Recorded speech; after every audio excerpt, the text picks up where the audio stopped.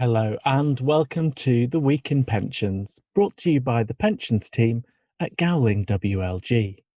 I'm Ian Chapman-Curry, and each week I bring you the latest developments on pensions law and regulation, along with general news highlights from the world of pensions. You can find out more about the pensions team here at Gowling WLG and get more of our insights and sign up for alerts at gowlingwlg.com/pensions-UK. Our first story this week is that the Finance Bill 2019-21 received royal assent. The bill passed into law on the 22nd of July 2020 and became the Finance Act 2020. For the pensions industry, the main relevance of the Finance Act 2020 is to legislate for the budget announcements made by the Chancellor in March. In pensions, this includes the increase of the main thresholds for the tapered annual allowance by £90,000 and the reduction in the minimum annual allowance from £10,000 to £4,000, all of which come into effect from the 2020-21 tax year. In addition, it also includes provisions to prevent people returning to work to help with COVID-19 responses from losing any protected pension age.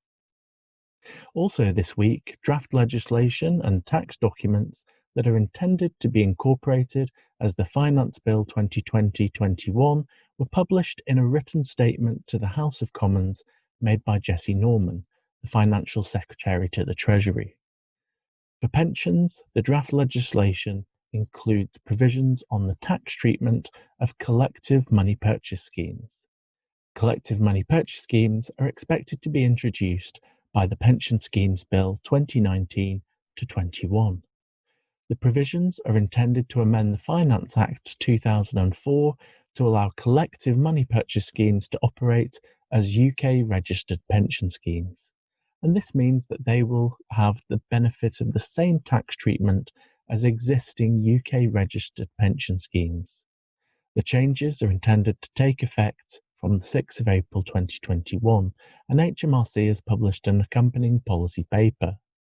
On the 21st of July 2020, Treasury also published its Pensions Tax Relief Administration Call for Evidence. The call for evidence seeks to gather evidence on the operation of the two main methods of administering pensions tax relief, namely net pay arrangements, where an individual receives tax relief when pension contributions are taken out of their pay by their employer before tax is calculated, and relief at source, where a pension scheme claims tax relief at the relevant basic rate from HMRC because individuals make pension contributions out of their earnings after tax has been calculated. Individuals who pay tax rates higher than the basic rates can claim any extra relief directly from HMRC. The consultation was announced in the Chancellor's budget in March and has come about because of concerns that a low-earning individual's take-home pay could be affected by the method of pensions tax relief operated by the pension scheme that the employer has chosen. The consultation is asking for views on what charges can be made to the existing administrative processes to improve outcomes. Note that the government is not proposing to implement an entirely new method of administering pensions tax relief, but rather wants to understand any potential new approaches to providing pensions tax relief within the current framework. Any changes to the pensions tax relief system will be assessed against the three principles of simplicity, deliverability, and proportionality. It's also worth noting that the call for evidence is focused on pensions tax relief administration only.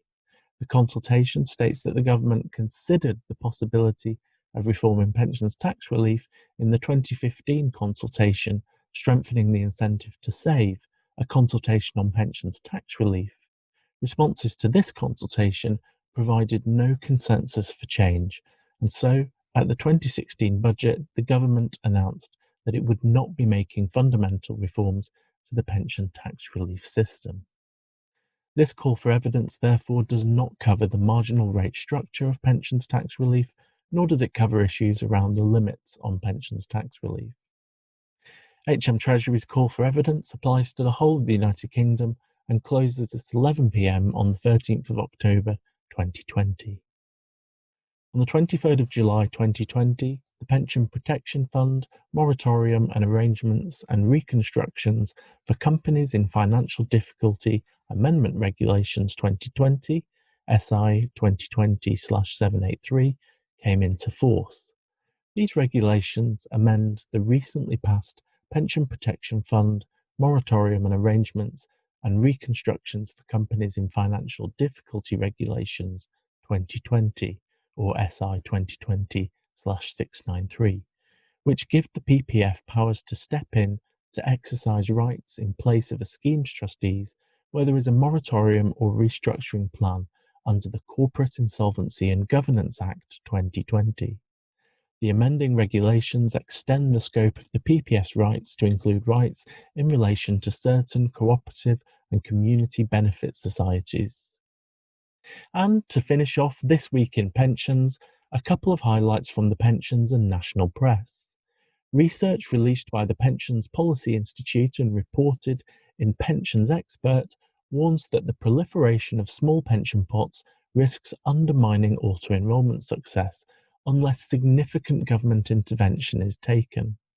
The research, sponsored by Now Pensions, estimated that by 2035 there could be up to 37 million deferred pots in master trusts, dwarfing the number of active pots and creating instability in the market.